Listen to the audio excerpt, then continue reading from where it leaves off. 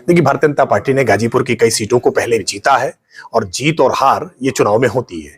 हर जीत के बाद भारतीय जनता पार्टी उत्साह में होती है और पराजय अगर परिणाम में आता है तो हम चिंतन करते हैं, आत्ममंथन करते हैं और उससे क्या सबक है ये सीखने का प्रयास करते हैं। श्रद्धेय अटल जी कहा करते थे, भाजपा का कार्यकर्ता या तो जीतता है या सीखता है। तो गाजीपुर के परिणामों से हमने बहुत कुछ सीखा है और हमें पूरा विश्वास है कि 2024 के लोकसभा चुनाव में भारतीय जनता पार्टी के कार्यकर्ता इस पराजय को जय में तब्दील करने का काम करेंगे। सर, जिस तरीके से अफजाल अंसारी की संसदीय सदस्यता बहाल मानी जा रही है, बताई जा रही है और परिवार भी धम भर रहा है कि अब अफजाल अंसारी फिर से लोकसभा चुनाव में किस्मत आजमाएंगे। हो सकता है इंडिया गठबंधन के किसी अन्य दल से हो या बीएसपी से ही संभवतः हो, लेकिन वो आएंगे जरूर, इस तरह का दावा किया जा रहा है। तो गाजीपुर में अगर मनोज सिन्हा को छोड़ दिया जाए तो फिर कौन प्रत्याशी, क्या लगता है? देखिए, कौन प्रत्याशी मैदान में आएगा, क्या मुद्दे लेकर के आएगा, इन सारी बातों से ज्यादा महत्वपूर्ण प्रधानमंत्री नरेंद्र मोदी जी के प्रति लोगों का विश्वास, लोगों की आस्था, उनकी गारंटियों पर लोगों का भरोसा, विशेष तौर पर गरीब जनता के जीवन में जो परिवर्तन किया है प्रधानमंत्री जी ने, आज लोगों का भरोसा प्रधानमंत्री जी के प्रति है। और ये केवल सांसद चुनने का चुनाव नहीं होगा, ये चुनाव देश में सरकार बनाने का है, देश के प्रधानमंत्री चुनने का है और सब एकजुट होकर के प्रधानमंत्री मोदी जी को ज्यादा से ज्यादा सीटें देने का काम करेंगे। और उत्तर प्रदेश ने जो 73 सीटों का रिकॉर्ड उत्तर प्रदेश में बनाया था भाजपा को देकर के, अपने रिकॉर्ड को तोड़ करके इस बार 75 प्लस के मिशन पे हम काम कर रहे हैं और उसमें गाजीपुर की भी एक सीट हो। देखिए, भारत एक ऐसा देश है जहां संविधान सुपरमेसी है, जहां न्यायपालिका को लोग स्वीकार करते हैं, न्यायपालिका का जो भी निर्णय आता है। लंबे समय तक एक कानूनी लड़ाई लड़ी जा रही थी। 3 वर्ष पहले एक इसका वाद आयोजित किया गया था जिसमें कोर्ट कमिश्नर नियुक्त करने की अपेक्षा की थी। हाईकोर्ट ने इसको कोर्ट कमिश्नर नियुक्त किया है। सुप्रीम कोर्ट गए थे, सुप्रीम कोर्ट में खारिज हुआ है। आगे 9 तारीख के लिए फिर सुनवाई लगी है।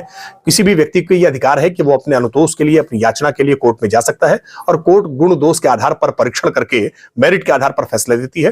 कोर्ट कमिश्नर की नियुक्ति होगी, कोर्ट कमिश्नर जाकर के मौके पर देखेगा साक्ष्य क्या है, तथ्य क्या है, अन्वेषण होगा और जो कोर्ट निर्णय करेगा उसको सबको स्वीकार करना है।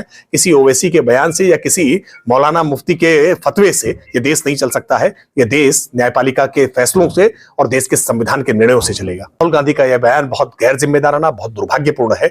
ये संसद पर हमला कोई भारतीय जनता पार्टी पर हमला नहीं है, सरकार पर हमला नहीं है।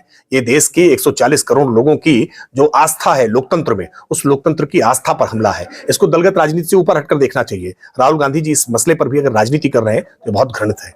राहुल गांधी का एक और मामला सामने आया, जो पहले बार मोदी नाम पे टिप्पणी हुआ था तो उसपे, और इस बार अमित शाह की टिप्पणी पर फिर कोर्ट ने तलब किया है। देखिए, राहुल गांधी हैबिचुअल ऑफेंडर है।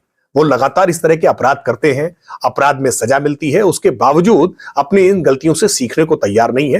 मुझे उम्मीद है कि आने वाले समय में न्यायपालिका उनके लिए और कठोर दंड के प्रावधान करेगी, क्योंकि किसी भी व्यक्ति को यह इजाजत दी जा सकती है कि वो किसी समुदाय, किसी जाति, किसी लिंग, किसी क्षेत्र, किसी भाषा के आधार पर किसी पर कोई अपमानजनक टिप्पणी करे। किसी समुदाय की भावनाओं को आहत करने का अधिकार किसी सांसद, किसी पीएम, किसी सीएम या किसी अधिकार क्षेत्र रखने वाले को नहीं है कि कोई किसी समुदाय की भावना को आहत करे।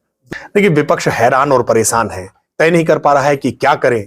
विपक्ष ने लगातार हर संभव प्रयास किया कि कैसे राम जन्मभूमि पर मंदिर ना बनने पाए, रोड़े अटकाने का काम किया, लटकाने, अटकाने, भटकाने का काम किया, लेकिन सारी बाधाओं को पार करके आज प्रभु रामलला का भव्य मंदिर दिव्य स्वरूप में वहां बन रहा है। प्रधानमंत्री मोदी जी 22 तारीख को प्राण प्रतिष्ठा उसकी करने के लिए स्वयं आ रहे हैं। उसका भव्य विग्रह स्थापित हो, भव्य मंदिर स्थापित हो, इसके लिए स्वयं आ रहे हैं। इन सारी बातों से विपक्ष परेशान है। अब विपक्ष को लगता है कि शायद राम जी ही बेड़ा पार कर दें, इसलिए वो आशीर्वाद लेने जा रहा है। हमारी शुभकामनाएं हैं, भगवान राम उनको सद्बुद्धि दें ताकि आने वाले समय में वो हिंदुओं को लेकर के, धर्म को लेकर के, आस्थाओं को लेकर के टिप्पणियां करना बंद करें, साधु संतों को लेकर के टिप्पणियां करना बंद करें। हिंदुओं का अपमान अब देश में सहा नहीं जा सकता है। आज कहा है कि मोहन यादव को मुख्यमंत्री बनाना मध्य प्रदेश का, यादव और ओबीसी में क्या भाजपा का सोची समझी राजनीति बनाए? देखिए, भारतीय जनता पार्टी किसी परिवार के आधार पर नहीं बनाती है। समाजवादी पार्टी दावा करती है कि वो यादवों की पार्टी है, लेकिन सैफई कुनबे के अलावा दूसरे यादव उन्हें पसंद नहीं आते हैं। पार्टी का नेतृत्व तो नहीं सौंप सकते, मुख्यमंत्री नहीं बना सकते। भारतीय जनता पार्टी ने तो बना करके दिखा दिया। भारतीय जनता पार्टी जाति के आधार पर विचार नहीं करती है, सर्वस्पर्शी हो, सबको साथ लेकर के चलेंगे। सबका साथ सबका विकास केवल यूं ही कहा नहीं है, बल्कि सबका विश्वास और सबका प्रयास उसमें सुनिश्चित कराने का काम प्रधानमंत्री नरेंद्र मोदी जी की नीतियों के कारण हुआ है।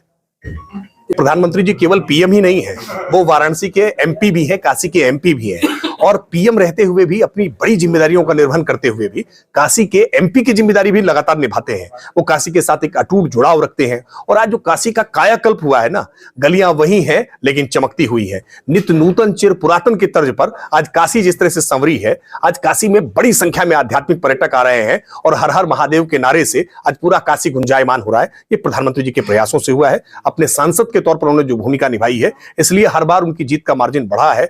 उन्होंने अपने एमपी के दायित्वों का भरपूर निर्वहन किया है और इसी दायित्व के निर्वहन के लिए आज प्रधानमंत्री जी फिर काशी आ रहे हैं। देखिए, जिसे वो अपना इंडिया गठबंधन कहते हैं ना, प्रधानमंत्री जी मोदी जी उसे घमंडिया गठबंधन कहते हैं और ये वास्तविकता में है भी।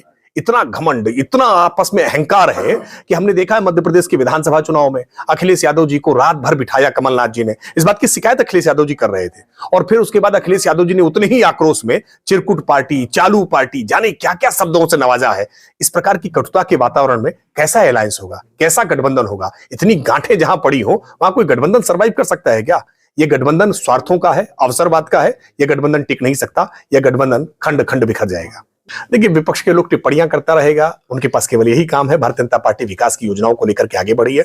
आज जो काशी का कायाकल्प हुआ है, ये रोचक तथ्य है कि केरल और गोवा जैसे पर्यटक राज्यों से कई गुना ज्यादा पर्यटक आज बनारस पहुंच रहे हैं, बनारस को निहार रहे हैं, बनारस को अपने हृदय में संजो रहे हैं कि ये भोलेनाथ की नगरी आज अनुपम छटा के साथ है। आज गंगा स्नान कर रहे हैं। आज ये जो काशी का पूरा महिमा मंडन हुआ है ना, जो कायाकल्प हुआ है, ये प्रधानमंत्री जी के कारण है। विपक्ष शोर मचाता जाएगा, भारतीय जनता पार्टी ऐसे ही अपने कामों के आधार पर जनता के दिलों तक पहुंचती रहेगी।